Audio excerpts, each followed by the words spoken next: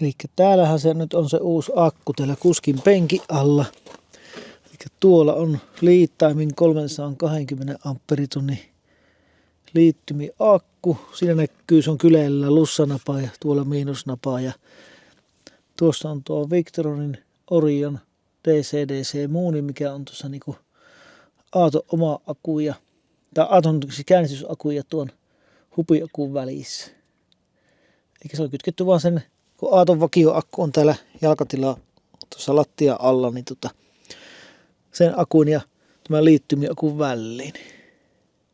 Ja tämä toimii erotusrelleinä ja säättää, että osaa niin laata oikein sitä akkua. Sitten tänne vänkärin penkin alle on asennettu tuo Victronin verkkovirtalaturi. Se on 30 ampperi. Se on tässä penkin takana täällä jalassa. Se on kaapeloitu tänne lattia alta kulukkoon. Täällä on kaapelit, on piilossa kaikki. Ja tähän tulee tämä koppa eteen. Se on siinä kopan takana sitten sillä suojassa. Ja tuon kopan takana tuolla toisella puolella on sitten tuo aurinkopaneelin säädi. Täällä on sitten kuskin penkin alla tällä takapuolella on tuo Victronin aurinkosjäin. Se on 50 ampperi, että se on nyt vähän ylimittainen tuohon paneeliin nähden, mutta onpahan kapasiteetti, jos sattuu joskus vaikka paneelin vaihtamaan tai kasvattamaan sitä. Niin se on asennettu tuohon. Siinä on sulakkeet kaikille sähkölähöille tuossa takana sitten. Sitten on täällä pöydän alla on myös tuo Victronin kilowatin inverteri on tuohon. Se on asennettu tuohon ja siinä ei ole etäohjausta, se aletaan napista vaan päälle ja tarvittaessa voidaan käyttää, että suohaan sähköistä sitten, jos tarvittaa enemmän. Kun Aatossa on vielä toinen inverteri pienempi, mikä syöttää sitten tuolla kajareita ja pienempiä latureita sitten. Ja sitten tähän akkuun on tämmöinen Bluetooth-sovellus, millä näkyy akun tiedot, että paljonko on. Tuossa varrastilla on 99% ja näkyy paljonko on kulutukset. Ja nyt pistetään tuosta vaikka valoja pialle noin, niin sinne nousee nyt tuo virrankulutus nousee tuolla 3,5 amperia ottaa virtoa. Ja samoin sitten kun se lattoo, sitä se näyttää myös näyttää, että paljonko se tulee sitä virtoa. Eli nyt näkyy miinuksena tuossa, kun se on kulutusta ja lussana sitten, kun se ladattaa. Sitten voi ihan tarkkaan seurata sähkön määrää, näkyy tarkkaan. Sitten on myös omat sovellukset on tuolle Victronille tuossa.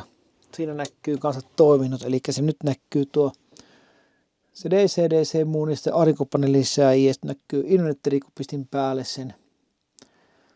Näkyy aurinkopaneelista näkyy sitten, että paljonko se tuottaa. Se on pilvessä, niin se näkyy 2 wattia. Ja täältä näkyy kaikki historiat, jos pystyy kanssa katsomaan, että paljonko on antanut tämä sähköä. Sitten on tämä DC muuni, mikä on akkujen välissä.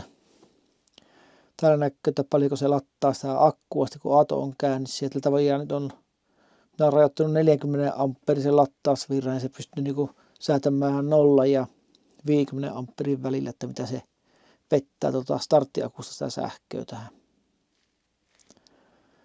Ja inverterillä on tuolla kanssa sitten, että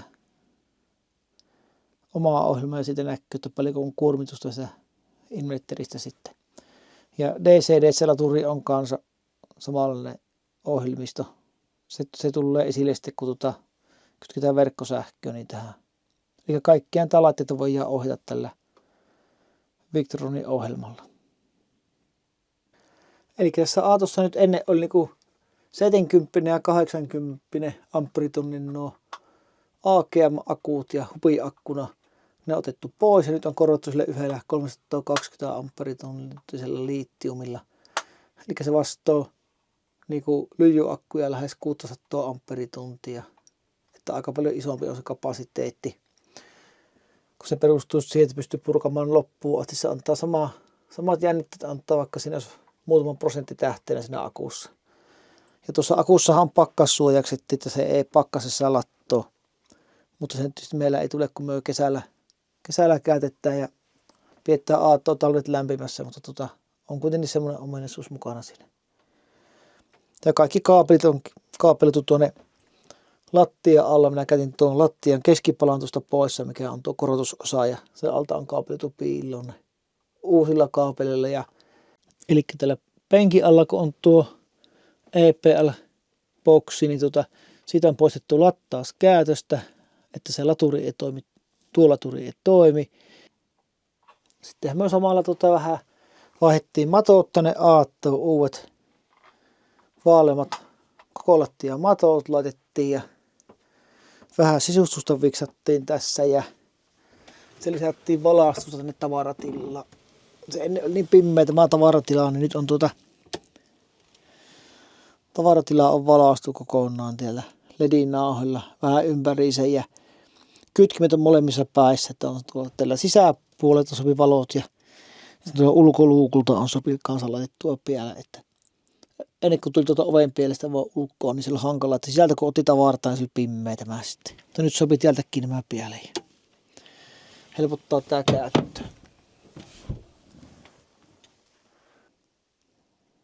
Tänne tosiaan laitettiin matot ihan nyt koko alueelle, kun ne ennen oli silleen, että ne matot meni vähän niin kuin muutaman sentin rakoille noihin seiniin ja tuolle, niin nyt se on ihan mennyt laajasta laittaa nuo matot kulukko, että ne on leikattu silleen niin kuin paremmin kuin ne originaalimatot. Ja sitten kustannuksista sen verran, että se akku maksoi, se on tilattu Saksasta se liitaimi, se maksoi 600 € ja sitten nuo Victronin laitteet maksoi toisen 600 suurin piirtein, oli Suomesta. Ja sitten siis asennustarikka tähän meni vaikka minkälaista kaapelia, paljon kaapelikenkiä, sulakepesiä. Niin niitä sai kantaa puuilosta vähän väliä ottaa lissejä. Sitten mulla on aika, kun minä asesin, minä purin sitä pikkuhiljaa. Sitten minä purin kaikki nämä penkit purin pois tästä ja pöydät ja kuskin penkki oli irti ja tämä lattian korotuspala otin tästä auki ja että oli hyvä asento, sen kaapelit piiloon sinne ja enkä pitänyt kiirettä, kun tuolla tallissa teette. Sitten kun tavara loppui, niin ostin lissejä ja pikkuhiljaa rakentelin tuossa sitä. Sitten lisättiin myös noita 200 voltin pistokkeita, laitettiin lisää, että niitä olisi nyt useammassa kohdassa. Ja sitten kaapeloittiin tuo telkkarille nuo äänilähöt tuonne mankalle ja ne välit veittiin useammasta piuhoa siihen, että mitä nyt tulevassa voisi tarvita. Ja kaikkea semmoista pientä päivitystä. Tuonne tein tuonne sängyn päättyyn, asensin vielä tämmöisen tikatun keenon nahka pinnanlaiton ja siinä on ennestään noita kaapelikuoruja tuossa ympärillä, ne oli vähän epäsiisin näköiset, niin niihin tilasin tuommoiset teräväkulmaiset kourut, että ne sai siisimmin tuonne laitettua. Ne vaihui uusiin vielä ja semmosia pieniä parannuksia.